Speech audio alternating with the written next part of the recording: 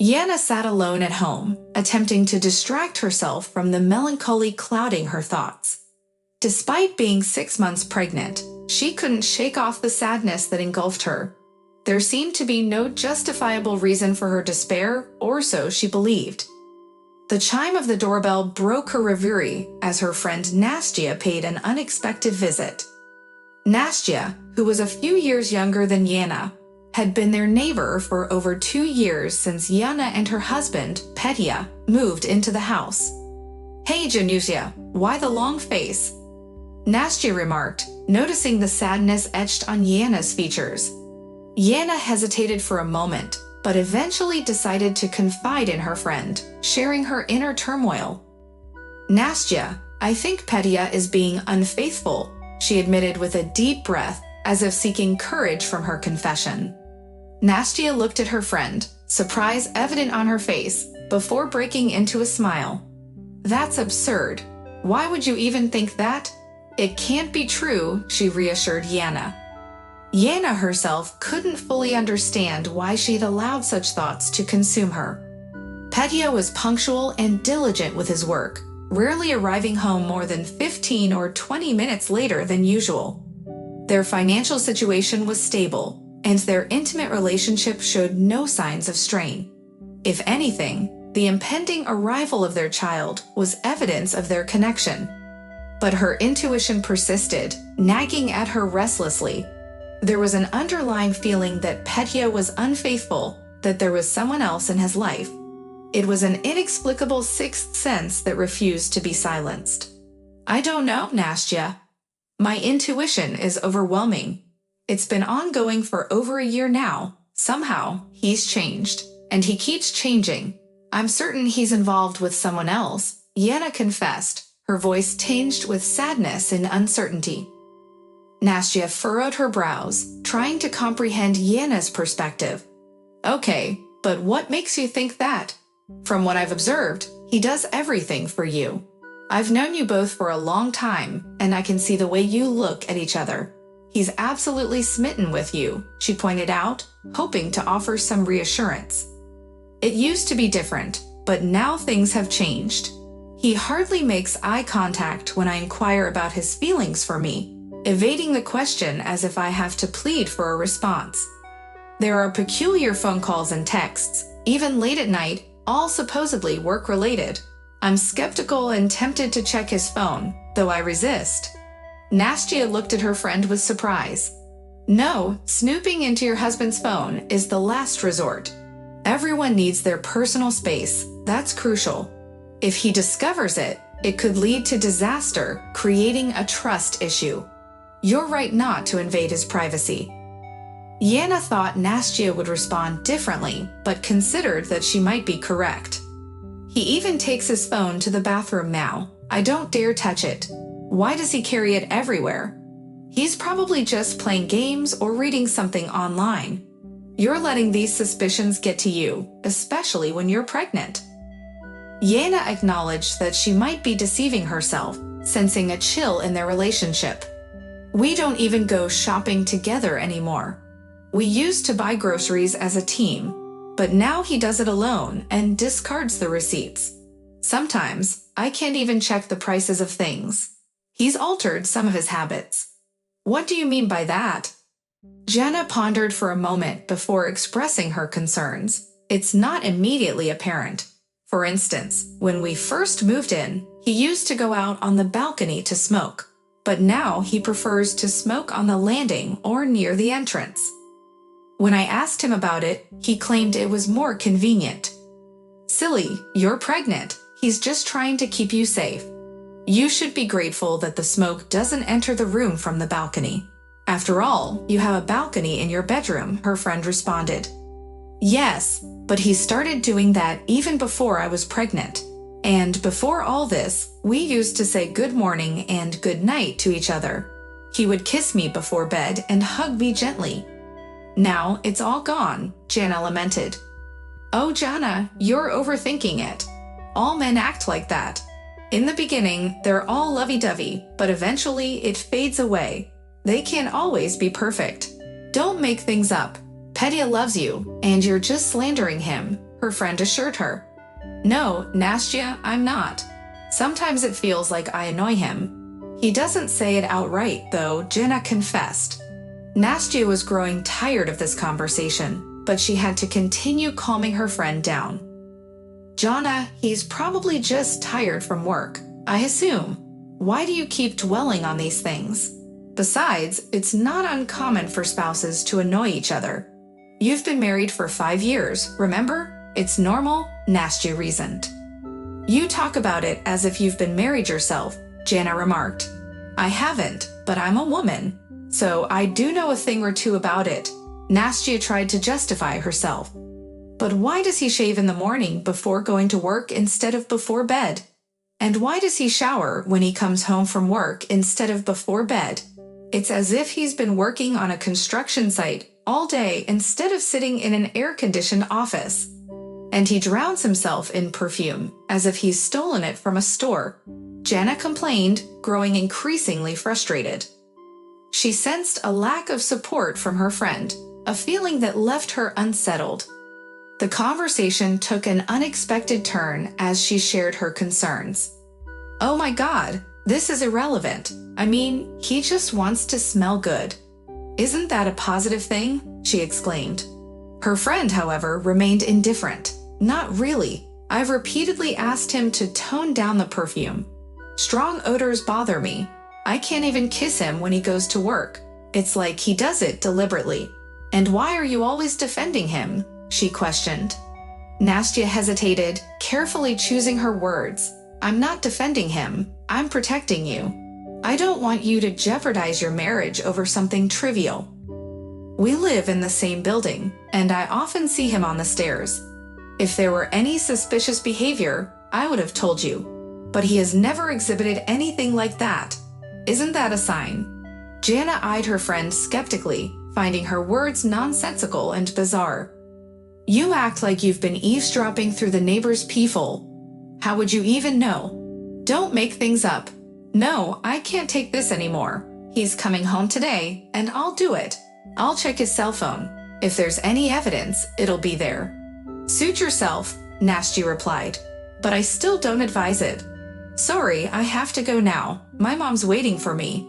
Why did I even come here? Can you lend me some sugar? I don't feel like going to the store. As Nana poured a glass of sugar, Nastya left.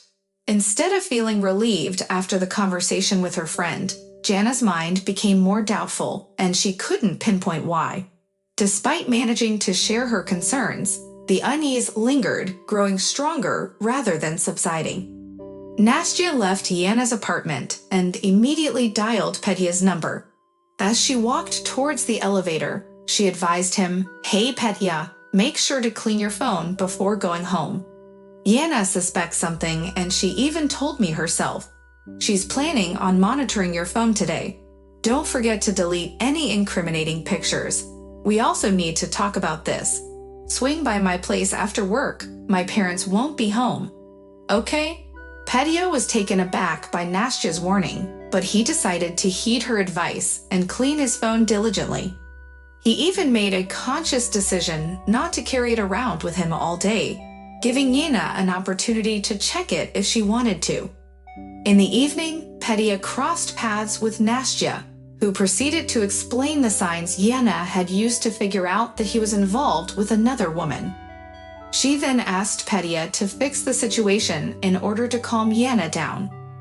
When Petya arrived home, he was greeted with a delicious dinner, as usual. However, his wife seemed distant and slightly moody. Petya understood the reason behind her mood, but he didn't want to address it directly. Divorce wasn't on his agenda, especially considering Jana's pregnancy. He felt that he and Jana had grown apart recently. The root cause of their disconnect wasn't Nastya, but rather the apartment that Petya's parents had bought solely for Jana. We gifted the deed to her after their marriage, which unfortunately left him with nothing and deeply hurt him. Although they never directly discussed it, Petya's behavior changed after they moved in and renovated. Then Nastya, an attractive neighbor from the first floor, entered their lives. At first, she became friends with his wife, but they soon developed a different kind of friendship with him. Nastya was incredibly kind and empathetic, always willing to lend him an ear and offer support when needed. She would praise him, understand his desires, and highlight his wonderful qualities. This was something that Petya felt lacking in his relationship with Jana. While his wife would also praise him, the issue of the apartment somehow devalued all the good things she did for him. Nastya, on the other hand, was different. She showed no signs of self-interest, only tenderness and trust. During dinner, Petya casually asked his wife about her day, but he only half-heartedly listened to her response. He kissed her cheek and thanked her afterward, expecting joy in return. However, her strange gaze caught him off guard. That evening, Petya didn't rush to the shower immediately after work, even though he had no plans with Nastya that day. Sometimes their encounters would happen at her house when her parents were away, sometimes in the car, and other times in an apartment across the street, where she often took care of plants and a cat for the stewardess landlady who was rarely home. Having such a kind neighbor who was always ready to help was truly a gift. Before going to bed, Petya made sure to freshen up, washing and even shaving, hoping to please his wife. However, as he looked at her, he could sense that something was amiss. Seeking solace, he stepped out onto the balcony for a smoke, but his mind was in disarray. Yana's suspicions had grown so strong that she no longer desired to check his phone. All the pieces of the puzzle were falling into place, painting a disturbing picture. It was only a matter of time before the truth would be unveiled. Returning from the balcony, Petya climbed into bed and lovingly kissed his wife. Breaking the silence, he softly uttered, "Good night, my love," just as he always did. Yana's gaze was filled with disbelief as she quietly asked, "Are you sleeping with Nastya?" Caught off guard, Petya realized he had been discovered, but was unsure of how Yana had pieced it all together. He pondered what to do next, but his mind drew a blank. In a moment of desperation, he resorted to denying everything. "I can't believe what I'm hearing," replied Sunshine. "I assure you, I am not involved with anyone else. Your suspicions are unfounded and fueled by your own hormones. I'm just trying to get some sleep." He rolled over, pretending to doze off. However, Yana refused to let the matter rest. She cautiously left the bed and approached him. "Sleeping tonight isn't an option. Please don't mock me. Have the courage to admit the truth if you have indeed betrayed me," she pleaded, her voice filled with hurt. Petya realized that trying to outwit her with words was futile. It was time to be brutally honest. "Fine, let's say you're right. Let's entertain that possibility, even though I know it's not true. What happens next?" he asked, his tone filled with defiance. Jana stared at her husband, shocked by his audacity. The person standing before her seemed like a stranger, cold and distant. This was not the loving Peyonka she had cherished for so long. "What happens next? I need to understand one thing. Why? What was lacking in our relationship that made you seek solace in another woman's arms?" she inquired, longing for an explanation to make sense of their crumbling connection. Everything appeared almost perfect for them. Their marriage was founded on love, not foolishness. For the first 3 years, they shared a joyful life together. Eventually, their parents purchased an apartment, although not immediately. The burdens of a mortgage were non-existent, allowing them to live and bask in happiness. And then there was Nastya. Petya narrowed his gaze, his anger evident as he retorted, "Did you truly believe that I would endure the way your parents disrespected me?" Contempt painted his face, yet Yana couldn't fully grasp its meaning. "How did they humiliate you?" she questioned innocently. Petya responded with frustration. "They purchased the apartment for us, but they transferred the ownership solely to you." "Who does that?" "It was their way of trying to tear us apart. It was just a matter of time." This revelation left Yana stunned. She had understood that he wasn't particularly fond of the situation, but to feel humiliated by it was news to her. "Why didn't you leave immediately if you were so offended?" Why didn't you leave me? Or did you wait until I got pregnant? Poor, unhappy man. My parents gave us a place to live, and you're so resentful. And by the way, do you know why they only gave it to me? I told them not to do it, but they wouldn't listen. Petya was taken aback by this revelation. He had no idea that she had asked her parents to change their decision, but in the end, it didn't matter. Reluctantly, he asked, "And why?" She replied, "Because you flirted with my cousin in front of everyone at the wedding 3 years ago. My parents thought you were being disrespectful. I tried to explain to them that you weren't, but they didn't listen because they witnessed everything." This revelation surprised Petya. It seemed that it was truly his own fault, although he had been heavily intoxicated that night and couldn't remember much of what had happened. "Why didn't you tell me this earlier?" he asked, his tone tinged with contempt. She responded, "Because you never asked, and I was foolish enough to convince myself that everything was fine." Jana started feeling restless. She knew she needed to calm down. Despite her husband's betrayal, she understood that the child was not to blame. She walked to the kitchen, pouring herself a glass of water. Although it was difficult to drink, it provided her with some relief. The one question that kept echoing in her mind was what to do next. She felt an overwhelming sense of resentment.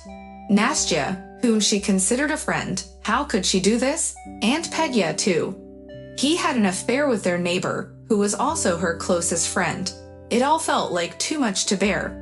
She took a seat at the table, her mind racing as she tried to gather her thoughts. Deep down, she already knew what she needed to do, but the difficulty of it weighed heavily on her. After about 30 minutes, Petya couldn't bear it any longer and entered the kitchen. Finally, his conscience began to gnaw at him. He had been under the impression that Jana had requested her parents to give her a gift, leading him to believe that his actions were a form of punishment. However, he now realized that he had only been digging himself into a deeper hole. "Jana, let's talk," he suggested. "We've already discussed everything. There's nothing more to say," she replied sadly. "We're married. You're pregnant. We're going to have a baby soon. There's so much we need to talk about," he insisted as her husband. "You know, that's something you should have considered when you slept with my friend. Now it's all just a mess," she said with a hint of frustration. Petya crouched down beside her, attempting to reach out and touch her knees, but she quickly jumped up. The thought of his hands having touched another woman disgusted her. Perhaps he had even been with someone else recently, and now he was trying to touch her. "Petya, pack your things and leave. It's over between us," she said with confidence, though her brokenness was evident in her eyes. Jana and Petya had envisioned a future together, growing old and raising a beautiful family. But yesterday's joy had come crashing down, leaving them both heartbroken. Jana had discovered the truth. A baby on the way, yes, but not with her. Despite Petya's words of reassurance, doubts emerged about his friendship with Nastya. With sadness in her voice, Jana asked hesitantly, "You won't send me away tonight, will you?" Offering a glimmer of hope, Jana added, "You don't have to go far. It's just a few floors down, where someone is waiting for you." But Petya's response shattered her hopes. "No one is waiting for me there. Nastya never intended to be with me. She's just a friend, yours as well." Jana was incredulous. "A good friend? Do you honestly believe that she has been pursuing you all this time with no ulterior motive? You clearly don't understand women. Fine, go to her. I'm sure she'll be thrilled to have you." Resolute in his decision, Petya retreated to their bedroom, dressed himself, but left without even saying goodbye. His destination was Nastya's place, where he hoped she would at least allow him to spend the night. Nastya, having been awake and worried, feared that Petya would reconcile with his wife. The thought of him leaving her before the birth was devastating. Yet deep down, she sensed that their plans might not unfold as expected. Her intuition proved correct when, close to midnight, the doorbell rang. Nastya cautiously peered through the peephole and saw Petya standing there.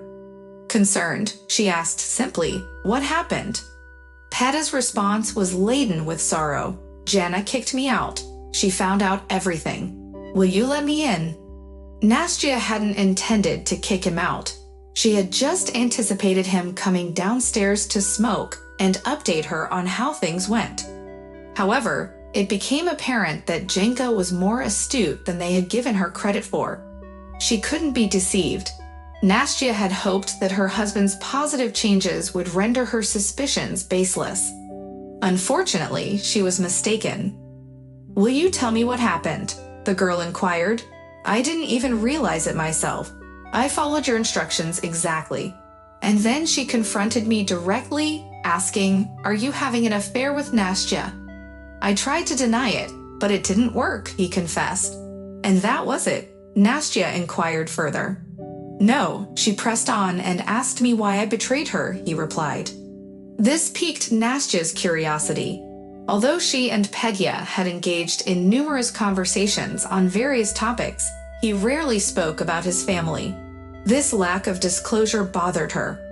"What did you say to her?" Nastya inquired. Today, Petya appeared particularly distraught.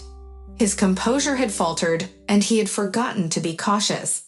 There was a reason why he avoided discussing his family much.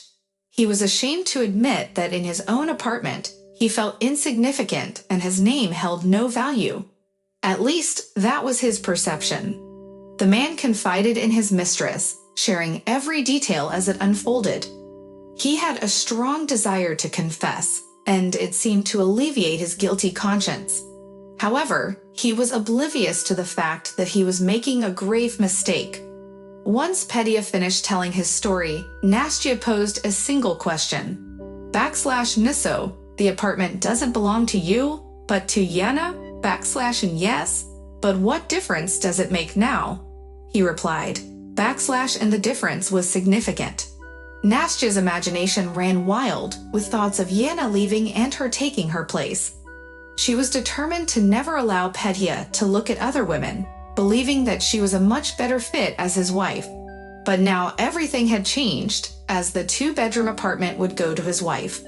And nonsense, she exclaimed with a smile, before adding, "Petya, you can't stay at my place tonight. My mom will be home from her shift soon and my father will return from the country in the morning. You have to leave." And that night, Petya slept in his car in a parking lot for the first time in his life. By the time he returned home in the morning, Yana had already packed up everything. She didn't even want to hear anything he had to say. Such actions were unforgivable. A few months later, Yana gave birth to their child, but by that time, Petya had already moved to another city. He had no intention of maintaining any contact with his ex-wife and chose to forget that he had a daughter. Yana didn't pursue child support or make any effort to find him. She wanted to completely erase this situation and the man from her life. She had even put the apartment up for sale and soon found buyers. Within a couple of months, Yana and her daughter moved to a new apartment, far away from Nastya and the nightmare that had unfolded. Nyana had always believed in a woman's sixth sense, which instinctively tells her if her loved one is cheating. She made a promise to herself that she would never doubt her intuition again.